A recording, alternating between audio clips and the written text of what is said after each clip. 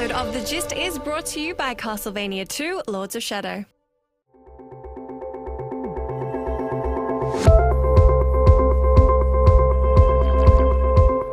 This month has brought us the masterpiece in video game naming called the LEGO Movie Video Game, which naturally made me wonder if there's ever been a game that has a worse name than this one.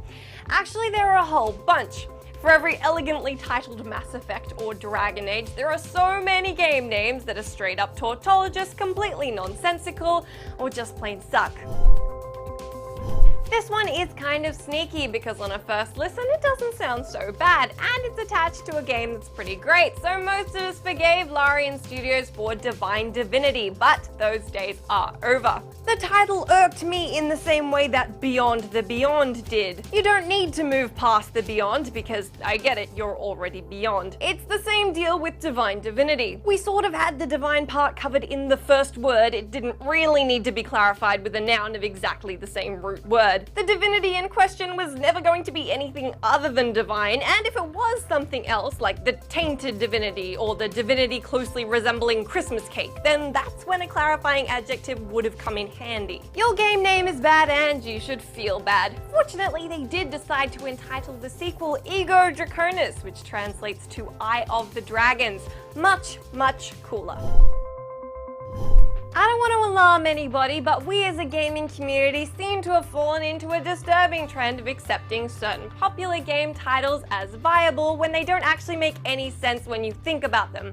In the realm of madness that is Metal Gear Solid, we have Resident Evil. Now, Resident Evil sounds totally fine when you say it once or even twice, but when you actually sit there and think about it, it sure isn't a name that stands up to the strength of the series. To be fair, Resident Evil was the American version of the original game's title, which was, in English, Biohazard. I personally think Biohazard is a great and sensible name, whereas Resident Evil sort of conjures up the image of the embodiment of evil squatting in a derelict apartment and generally being an asshole to his cohabitors. Do let me know if you think Resident Evil is a poor title or if there's some grand metaphor that I'm missing.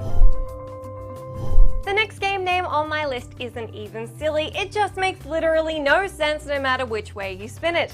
I'm talking Square Enix's Infinite Undiscovery. Yep, that's Infinite Undiscovery. I should take a moment to mention that a lot of these titles originate from Japan, so I can't tell you how well they stand up in their country of origin, but luckily for us, it makes them no less hilarious here. My number one problem with Infinite Undiscovery is that undiscovery is not a word. It seems like it would be the lack of any discovery, but if that's the case, how do you do that infinitely? Unless the game is, in fact, empty of achievements and filled with pissing about where the main characters achieve nothing beyond what they did at the start of the game. If that's how it goes down, I'm 100% on board and I retract this addition. At least infinite discovery would have implied constant adventure, or conversely, finite undiscovery implies a period of pissing about before they get into that whole enticing discovery part. Is this the most convoluted title ever? Well, that's your call, but I think the next choice on my list is probably a pretty fierce competitor. Another Japanese title brought us the majesty that is Bravely Default, another game name that seems totally valid until you think about it too long because it consists of two adjectives. The full name of the JRPG and spiritual successor to Final Fantasy is Bravely Default Flying Fairy, and the entire thing reads like someone picked 4 words out of a hat, threw them in an order that made vague sense, and went along with the important work of game development. It starts out with an adverb, which is a no-no in long works of fiction, let alone curt video game titles, and sort of turns the word default into a noun. So really it should be the main subject of the title, but unfortunately in this case default is, in its definition, a word that completely lacks substance or intriguing bias. It's just default. I suppose at least it's bravely. Where there's nonsense and confusion, there's also the exact opposite, absolute clarity and perfect explanation. Although, funnily enough, that doesn't make for a better game title, as indicated by my final example. Hello, I'm Fred Couples. Welcome to Golf Magazine's 36 Great Holes.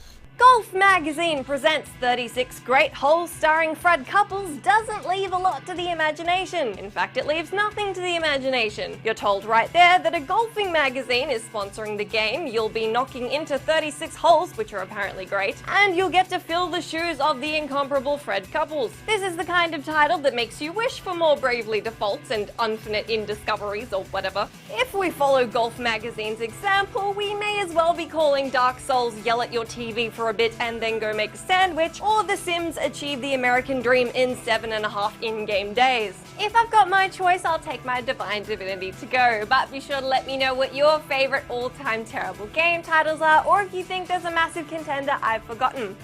I'll be back next week, but unlike these awful game names, be sure to leave me your sensibly phrased and well-worded comments.